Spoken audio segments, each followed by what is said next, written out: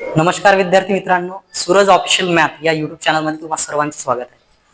आज आपण जो टॉपिक शिकणार आहोत तो 10वी आणि 12वीचे जे प्रॅक्टिस सेट आपल्या चॅनलवर अपलोड होतात त्यापासून जरा वेगळा आहे.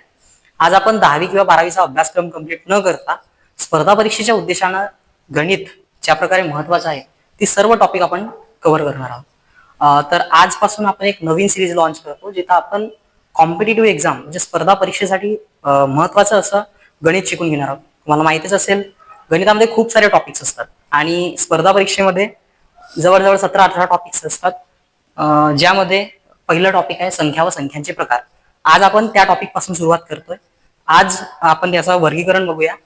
तर सुरुवातीला संख्या संख्या म्हणजे नेमकं काय ते आपण जाणून घ्या. संख्या संख्या ज्याला आपण इंग्रजीमध्ये नंबर्स असे देखील म्हणतो.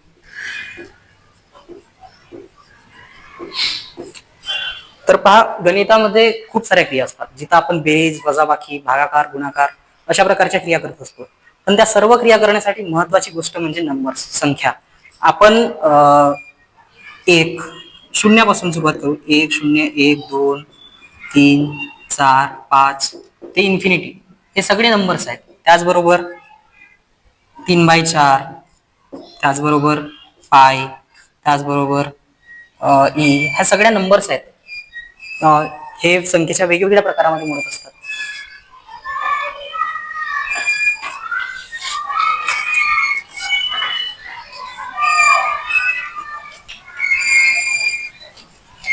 तर संख्येची मुख्य डेफिनेशन म्हणजे काय?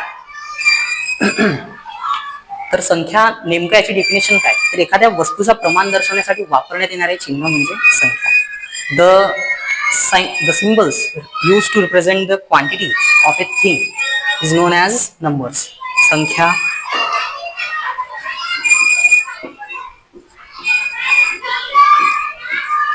संख्या म्हणजे वस्तूचे प्रमाण दर्शवण्यासाठी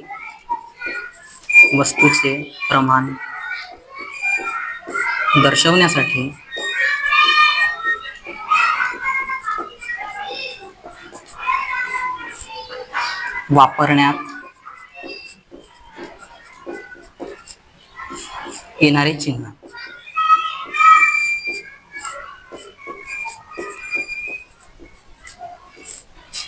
बहुतेकदा असं पाहण्यात आलेलं आहे की गणितामध्ये डायरेक्ट अंकांवर प्रश्न न करता थेरॉटिकल पार्टवर क्वेश्चन असतो, ज्याच्यामध्ये आपल्याला संख्येची डेफिनेशन देखील विचारू शकते.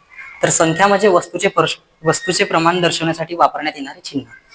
त्यानंतर संख्यामध्ये आपण सुरुवातीला संमिश्र संख्यांचा विचार करतो. संमिश्र संख्या ज्याला आपण कॉम्प्लेक्स नंबर असे देखील म्हणतो. कॉम्प्लेक्स नंबर, संमिश्र संख्या म्हणजे कॉम्प्लेक्स नंबर. आता संमिश्र संख्या ही दोन संख्यांपासून बनलेली असते, एक म्हणजे वास्तव संख्या आणि एक म्हणजे काल्पनिक संख्या. तर बघा, संमिश्र संख्या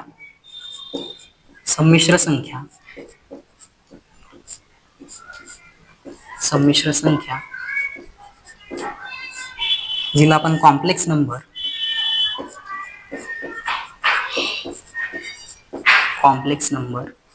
असे देखील म्हणतो. तर संमिश्र संख्या ही नेहमी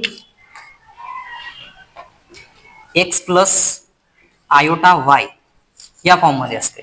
आता तुम्ही म्हणाल हे x प्लस आयोटा y काय नेमकं? तर यामध्ये x जो असतो हा असतो रिअल पार्ट.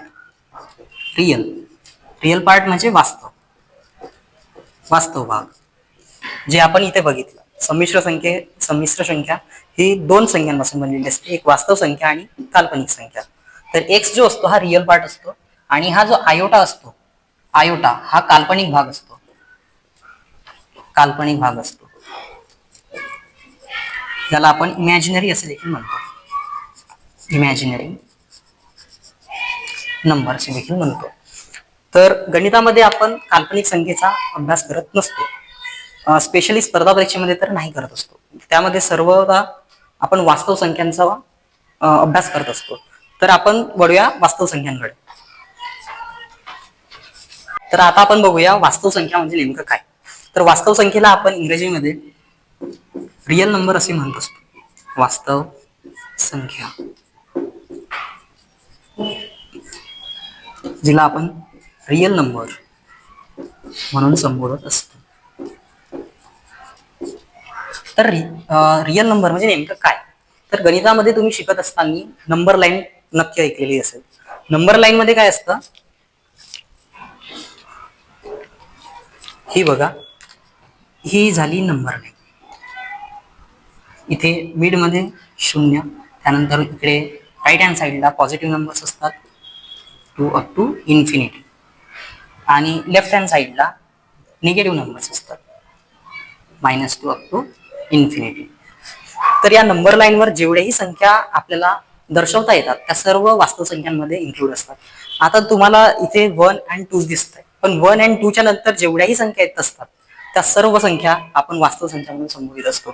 त्याचबरोबर -1 -2 च्या नंतरच्या जेवढ्या संख्या आहेत त्या सर्व वास्तव संख्येमध्ये इन्क्लूड होत असतात. आता यामध्ये तुम्ही 3/4 घ्या, 1/2 घ्या, पाय घ्या, ई घ्या, किंवा इतरही कोणती संख्या घ्या, सर्व संख्या आपल्याला नंबर लाईनवर शो करता येतात. तर बघा, वास्तव संख्येचे पुन्हा 2 उपप्रकार पडत असतात. त्याच्यातलं पहिलं आहे अपरिमेय संख्या आणि दुसरं आहे परिमेय संख्या. तर या दोघांमध्ये अंतर काय आहे ते आपण काय आहे ते नेमकं बघूया. परिमेय संख्या आधी सुरुवातीला पाहू आपण. परिमेय संख्या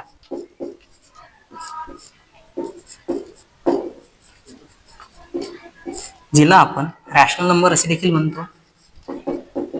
रॅशनल नंबर.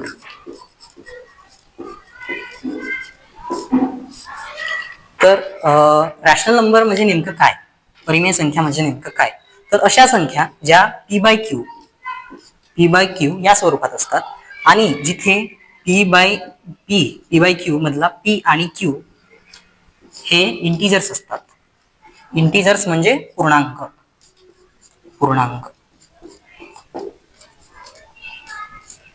आणि इथे q हा शून्याच्या बरोबर नसावा.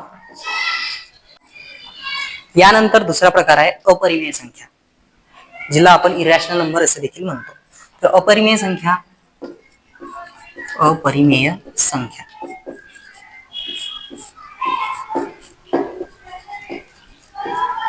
हिला आपण इरॅशनल नंबर असे देखील म्हणतो.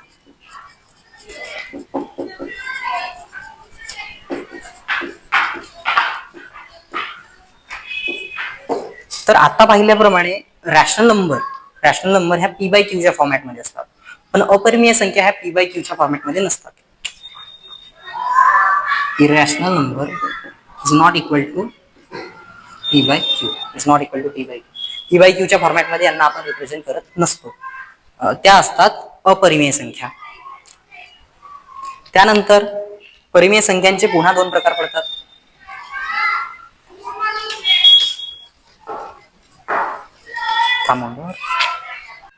तर आता पाहिल्याप्रमाणे परिमेय संख्या ह्या p/q च्या स्वरूपात असतात आणि अपरिमेय संख्या ह्या p/q च्या स्वरूपात नसतात. यांच्यातला अजून एक मेन डिफरन्स म्हणजे परिमेय संख्या ह्या टर्मिनेटिंग किंवा नॉन टर्मिनेटिंग असू शकतात, पण त्या अनावर्ती नसतात.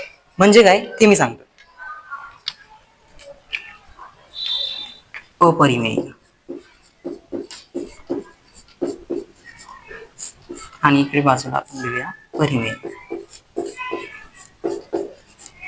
यांच्यामध्ये नेमकं फरक काय ते आपण समजू. पहा, एक फरक आपण पाहिला की परिमेय संख्या ह्या p/q च्या फॉर्म मध्ये असतात, आणि q हा शून्याच्या बरोबर नसतो, आणि p आणि q हे पूर्णांक असावे, बरोबर. आणि ती कंडिशन इथं लागू होत नसते. त्यानंतर दुसरा डिफरन्स त्यांच्यामध्ये काय असतो ते आपण पाहू. पहा, भागाकारामध्ये आपण शिकत असतो उदाहरणार्थ 12/6 हा जो भागाकार आहे याला आपण जेव्हा भाग देतो 6 × 2 = 12, शेवटी 0 उरला म्हणजे भागाकार पूर्ण झाला. याला आपण म्हणतो खंडित भागाकार. तर अपरिमेय संख्यामध्ये भागाकार पूर्ण होत नसतो, तो पॉइंट मध्ये असतो आणि आवर्ती देखील नसतो. त्याला आपण इंग्लिशमध्ये किंवा मराठीमध्ये अखंड अनावर्ती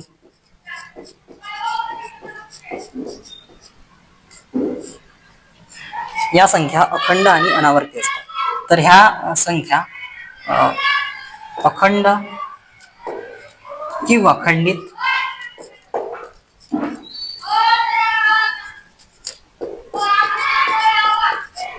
परंतु आवर्ती असतात.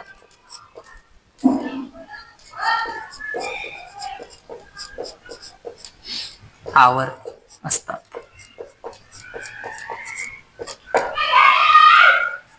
आता अखंड आणि अनावर्ती म्हणजे काय? तर पहा, आपण पाय जी संख्या असते, पाय पाय म्हणून एक ऐकलं असेल, तर पाय या संख्येचा भागाकार 3.14 समथिंग समथिंग येत असतो. ही जी संख्या असते ही कधीच सारखी येणार नाही, जिला आपण अखंड आणि अनावर्ती. अखंड म्हणजे हा भागाकार इथे संपलेला नाही, आणि अनावर्ती म्हणजे त्याच्यानंतर येणारे डिजिट्स हे सारखे नसावे, म्हणजे त्यांची आवर्ती होऊ नये. आणि जर का तो अखंड आणि आवर्ती असला तर एक उदाहरण बघा, 1/3 हा भागाकार 0.333 असा असतो. आता हा अखंड तर आहे पण आवर्ती आहे, जिथे 3 या संख्येची रिपिटेशन होत आहे. तर हा झाला परिमेय आणि अपरिमेयला मेन डिफरन्स. यानंतर परिमेय संख्यामध्ये दोन उपप्रकार पडतात. एक म्हणजे अपूर्णांक संख्या आणि दुसरी संख्या म्हणजे पूर्णांक संख्या. तर अपूर्णांकांना आपण फ्रॅक्शन असे देखील म्हणतो, फ्रॅक्शन. आणि पूर्णांकांना आपण इंटिजर्स म्हणतो, इंटिजर्स. तर अपूर्णांक आणि पूर्णांक यांच्यामधला नेमका फरक काय ते आपण तिकडे जाणून घेऊया. तर बघा, एका बाजूला आपण लिहूया अपूर्णांक, अपूर्णांक, आणि एका बाजूला लिहूया आपण पूर्णांक. तर आपण याला सुरुवातीला एक्झाम्पलने समजूया. एक्झाम्पलने समजून घेऊया. अंश आणि छेदाच्या स्वरूपात असणाऱ्या सर्व संख्या अपूर्णांक असतात. उदाहरणार्थ 3/4, 3/4, त्यानंतर 5/7, त्यानंतर 6/7, ह्या सर्व संख्या अपूर्णांक आहेत. त्यात पूर्णांक म्हणजे 0, 1, -1, 2, 3, ज्यांच्या छेदस्थानी फक्त एकच असते आणि त्याला आपण रिप्रेझेंट करत नसतो. आणि अपूर्णांकामध्ये अंश आणि छेद दोन्ही असतात, आणि पूर्णांकामध्ये केवळ अंश असतो, छेदस्थानी एक असतो ज्याला आपण लिहित नसतो. तर मेन डिफरन्स एवढेच आहे. स्टॉप कर. तर आपण जो उदाहरण बघितला 3/4 हा आपण अपूर्णांकामध्ये इन्क्लूड करत असतो. तर 3/4 यामध्ये 3 जो आहे हा अंश म्हणतात, त्याला आपण इंग्लिशमध्ये न्यूमरेटर असे देखील म्हणतो, न्यूमरेटर. आणि 4 जो आहे त्याला छेद असे म्हणतो, छेद, ज्याला आपण डिनॉमिनेटर असे म्हणतो, डिनॉमिनेटर.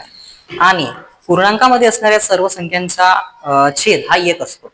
उदाहरणार्थ 2 जे घेतले आपण याला 2/1 असे देखील लिहू शकतो, आणि सामान्यतः आपण हा 1 लिहत नसतो, त्यामुळे 2 बरोबर 2. त्यानंतर पूर्णांक संख्यांमध्ये 3 प्रकारच्या संख्यांचा समावेश असतो. एक म्हणजे ऋण संख्या, एक शून्य, आणि धन संख्या. तर ऋण संख्यांना आपण निगेटिव्ह नंबर्स म्हणतो, निगेटिव्ह. शून्याला आपण 0 म्हणतो, आणि धनसंख्येला आपण पॉझिटिव्ह नंबर्स म्हणतो.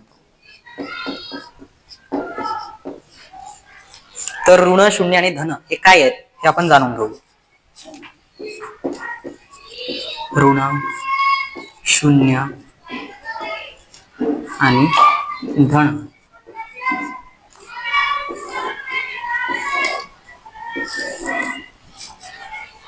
ऋण संख्या म्हणजे निगेटिव्ह नंबर्स, शून्य हा शून्य असतो, आणि धन म्हणजे पॉझिटिव्ह नंबर्स. एक गोष्ट ध्यानात ठेवण्यासारखी आहे, ती म्हणजे शून्यावर पॉझिटिव्हही चार्ज नसतो आणि शून्यावर निगेटिव्ह चार्जही नसतो.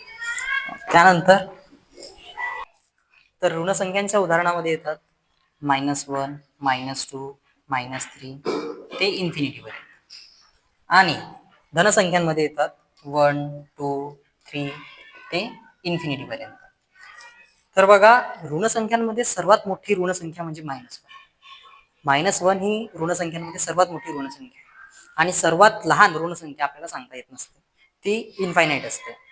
आणि त्यानंतर धनसंख्यांमध्ये सर्वात लहान संख्या ही आपल्याला सांगता येते, ती म्हणजे 1. आणि सर्वात मोठी धनसंख्या ही इन्फायनाईट असते, त्यामुळे आपण ती सांगू शकत नाही. आणि शून्य हे शून्यच असतं. शून्यावर कोणताही प्रकारचा चिन्ह देता येत नाही, निगेटिव्हही नाही आणि पॉझिटिव्हही नाही. स्टॉप कर. यानंतर शून्य आणि धनसंख्या यांचा वापर करून काही नंबर बनत असतात, ते आपण जाणून घेऊ. तर सर्वात आधी आपण पाहू पूर्णसंख्या.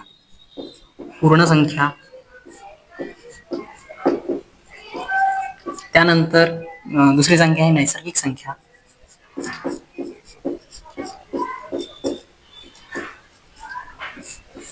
त्यानंतरची संख्या आहे संयुक्त संख्या. त्यानंतर समसंख्या. त्यानंतर विषम संख्या. त्यानंतर मूळ संख्या. त्यानंतर जोडमूळ संख्या. त्यानंतर सहमूळ संख्या. आणि त्यानंतर त्रिकोणी संख्या.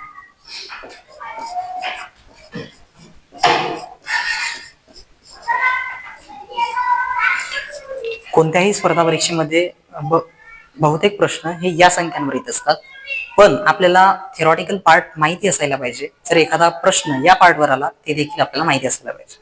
त्यानंतर जास्त वेटेज हा या संख्यांवर असतो, ते आपण आता जाणून घेऊया. पूर्ण संख्येला आपण होल नंबर म्हणतो, होल नंबर्स. नैसर्गिक संख्येला आपण नॅचरल नंबर्स म्हणतो. संयुक्त संख्याला आपण कंपोजिट नंबर म्हणतो. समसंख्येला आपण इव्हन नंबर म्हणतो. विषम संख्येला आपण ऑड नंबर म्हणतो. मूळ संख्येला आपण प्राईम नंबर म्हणतो. जोडमूळ संख्येला आपण ट्विन प्राईम नंबर म्हणतो. Twin prime number. आणि सहमूळ संख्येला आपण को प्राईम नंबर म्हणतो. त्यानंतर त्रिकोणी संख्येला आपण ट्रायंगुलर नंबर म्हणतो.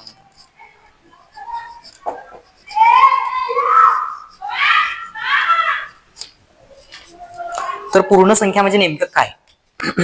तर पूर्ण संख्यांची सिरीज ही 0 पासून सुरू होते. पूर्ण संख्येमध्ये 0, 1, 2, 3 ते अनंतपर्यंतच्या संख्या येत असतात. त्यानंतर नैसर्गिक संख्येमध्ये 1 आणि 1च्या नंतरच्या सर्व संख्या, 3, 4 ते अनंतपर्यंतच्या सर्व संख्यांचा समावेश नैसर्गिक संख्या म्हणजे नॅचरल नंबर्स मध्ये आहे. त्यानंतर संयुक्त संख्या म्हणजे अशा संख्या ज्याचे फॅक्टर्स हे 2 पेक्षा जास्त असतात. उदाहरणार्थ 4 घ्या. 4, 6, 8, 9, त्यानंतर 10, त्यानंतर 15, ह्या सर्व संख्या संयुक्त संख्या आहे. आता यामध्ये 2 फॅक्टर किंवा 2 भाजक ज्याला आपण म्हणतो, जसं 4चे फॅक्टर 1 आणि 4 तर आहेतच, पण त्यासोबत 2 हा देखील त्याचा फॅक्टर आहे. म्हणजे या संख्येने देखील तिला भाग जातो. म्हणजे या 2 संख्यांच्या व्यतिरिक्त पुन्हा एक संख्येने तिला भाग जातो. म्हणजे 2 संख्यांपेक्षा जास्त संख्यांनी ज्या संख्येला भाग जातो ती संयुक्त संख्या असते. एक्झाम्पल मध्ये 15 घ्या. 15ला 1 ने भाग जातो आणि 15 ने भाग जातोच, पण त्याहूनही 3 ने भाग जातो आणि 5 ने भाग जातो. म्हणजे 2 संख्यांपेक्षा जास्त फॅक्टर 15चे आहेत. त्यामुळे 15 ही संयुक्त संख्या आहे.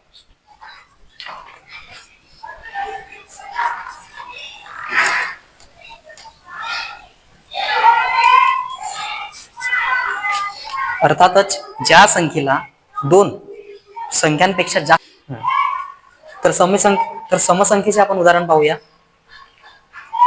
2 4 6 8 ते अनंतपर्यंतच्या सर्व संख्या या समसंख्येमध्ये मोडत असतात आणि त्यांच्या एक एक स्थानी 0 2 4 6 8 यापैकी कोणताही एक अंक असतो. त्यानंतर विषम संख्या म्हणजे नेमकं काय, तर ज्या संख्येला 2 ने निशेष भाग जात नाही त्या सर्व संख्या विषम संख्येमध्ये येत असतात. त्याचबरोबर ज्या संख्यांच्या एकक स्थानी 1 3 5 7 9 ही अंक असतात ते सर्व संख्या विषम संख्येमध्ये मोडत असतात. त्याच्या उदाहरणामध्ये विषम संख्यांच्या उदाहरणामध्ये 1 3 5 7 9 11 13 ते अनंतपर्यंतच्या सर्व संख्या या विषम संख्येमध्ये येत असतात. त्यानंतर मूळ संख्या म्हणजे नेमकं काय, मूळ संख्या म्हणजे अशा संख्या ज्या संख्येला केवळ 2च संख्येने निशेष भाग जातो. फॉर एक्झाम्पल आपण उदाहरणामध्ये घेऊया 3. 3 ही अशी एक संख्या आहे जिला फक्त 1 आणि 3 या 2च संख्येने भाग जातो. त्याच्या व्यतिरिक्त दुसऱ्या कोणत्याही संख्येने 3ला भाग जात नाही. त्यामुळे 3 ही मूळ संख्या आहे. त्याचबरोबर 11 बघा, 11ला फक्त 1 आणि 11 या 2च संख्येने भाग जातो. त्यामुळे 11 ही देखील मूळ संख्या आहे.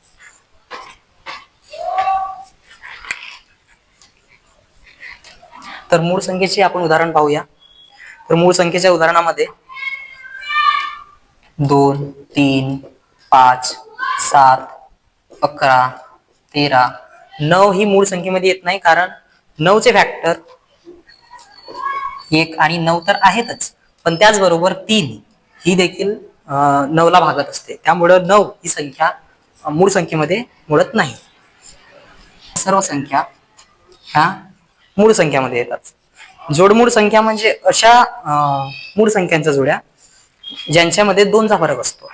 फॉर एक्झाम्पल इथे असलेले 5 आणि 7 या दोन्ही मूळ संख्या आहेत आणि यांच्यामध्ये 2चा फरक आहे. 5 आणि 7 या 2 संख्यांमध्ये 2चा फरक आहे. त्याचबरोबर 11 आणि 13 ही देखील जोडमूळ संख्यांची जोडी आहे, जिथे 13 आणि 11 यांच्यामध्ये 2चा फरक आहे. तर जोडमूळ संख्यांच्या जोड्यांमध्ये 5 आणि 7 11 आणि 13 त्याचबरोबर 29 आणि 31 आणि अशा खूप साऱ्या संख्या ह्या जोडमूळ संख्येमध्ये येत असतात. सहमूळ संख्या जिला आपण को-प्राईम नंबर म्हणतो, ह्या अशा संख्या असतात ज्यांच्यामध्ये मूळ संख्या ही मूळ असणे गरजेचे नसते. फॉर एक्झाम्पल 10 आणि 21 ही सहमूळ संख्यांची जोडी आहे, पण इथं 10 आणि 21 यांच्यामध्ये एकही संख्या मूळ संख्या नाही. स्टॉप कर बरं. तर यानंतरची संख्या आहे सहमूळ संख्या, जिला आपण को-प्राईम नंबर असे म्हणतो. को-प्राईम नंबर्स म्हणजे अशा संख्या ज्यामध्ये केवळ एकच कॉमन फॅक्टर असतो. फॉर एक्झाम्पल 10 आणि 21 ही देखील सहमूळ संख्यांची जोडी आहे, कारण या दोघांचा कॉमन फॅक्टर केवळ एकच आहे. त्यानंतर दुसरी कोणत्याही संख्येने यांना भाग जात नसतो, दोन्ही संख्येला भाग जात नसतो. त्यानंतर 13 आणि 15 ही देखील सहमूळ संख्यांची जोडी आहे. त्यानंतर 21 आणि 31 ही देखील सहमूळ संख्यांची जोडी आहे.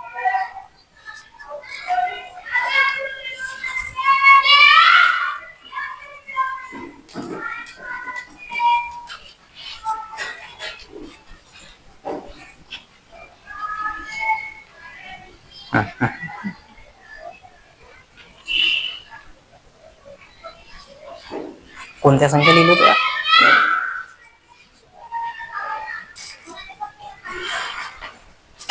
तर यानंतर ही संख्या आहे त्रिकोणी संख्या.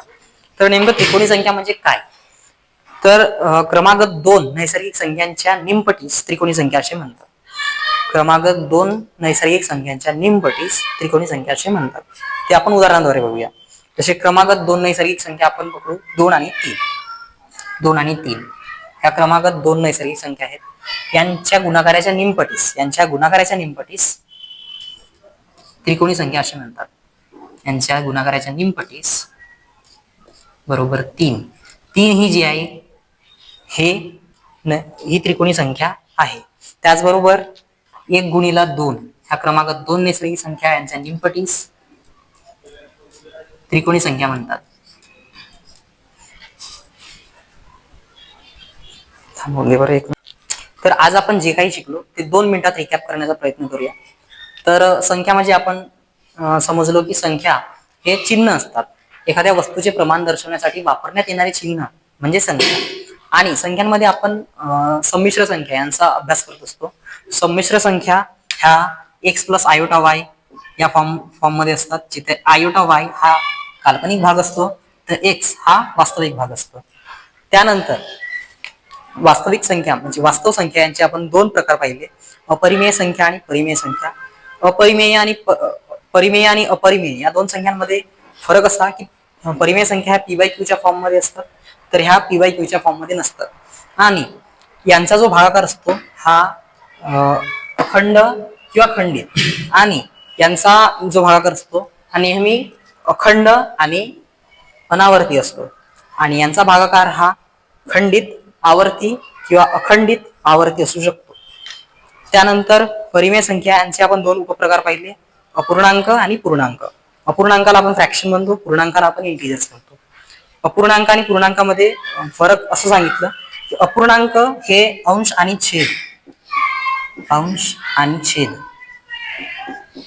या स्वरूपात असतात, तर पूर्णांकाला छेद नसतो किंवा छेदामध्ये नेहमी 1 असतो.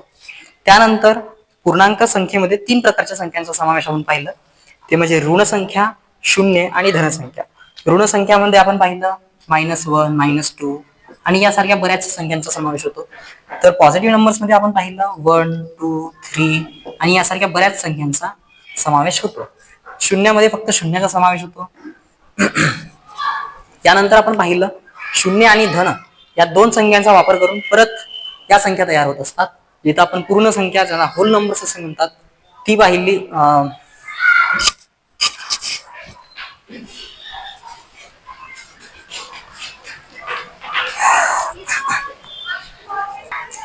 तर यानंतर आपण पाहिलं शून्य आणि धनसंख्या यांचा वापर करून या संख्या तयार होत असतात, ज्यामध्ये पहिली संख्या आहे पूर्ण संख्या, जिला आपण होल नंबर असे म्हणतो. होल नंबर यांची सिरीज 0, 1, 2, 3 अशी सुरुवात होऊन इन्फिनिटी पर्यंत जात असते, जिथे सर्वात लहान पूर्ण संख्या आपल्याला विचारल्यास ती म्हणजे शून्य. शून्य या संख्येचा पूर्ण संख्येमध्ये समावेश होत असतो. त्यानंतर नैसर्गिक संख्या म्हणजे शून्याला वगळून जेवढ्या काही संख्या आहेत त्या सर्व संख्या नॅचरल नंबर्स मध्ये येत असतात. शून्याच्या नंतरच्या सर्व धनसंख्या ह्या नैसर्गिक संख्येमध्ये मोडत असतात. त्यानंतर आपण पाहिलं संयुक्त संख्या म्हणजे कंपोजिट नंबर. कंपोजिट नंबर म्हणजे संयुक्त संख्या म्हणजे अशी संख्या जिला 2 पेक्षा जास्त संख्येने भाग जात असतो. जशी 4ला आपण पाहिलं 1 नेही निश्चित भाग जातो आणि 4 नेही निश्चित भाग जातो, पण त्याच्या व्यतिरिक्त 2 नेही निश्चित भाग जातो. म्हणजे या 2 संख्यांव्यतिरिक्त पुन्हा एका संख्येने निश्चित भाग जातो. त्यामुळं 4 ही संख्या संयुक्त संख्या आहे. त्यानंतर समसंख्येमध्ये पाहिलं आपण ज्या संख्येला 2 ने निश्चित भाग जातो त्या सर्व संख्या समसंख्येमध्ये मोडत असतात, आणि समसंख्येच्या एकक स्थानी 0, 2, 4, 6, 8 यापैकी कोणताही एक अंक असतो. त्यानंतर विषम संख्येमध्ये आपण पाहिलं विषम संख्येला ऑड नंबर असे म्हणतात, आणि या संख्येला 2 ने निश्चित भाग जात नसतो व त्यांच्या एकक स्थानी 1, 3, 5, 7, 9 यापैकी कोणताही एक अंक असतो.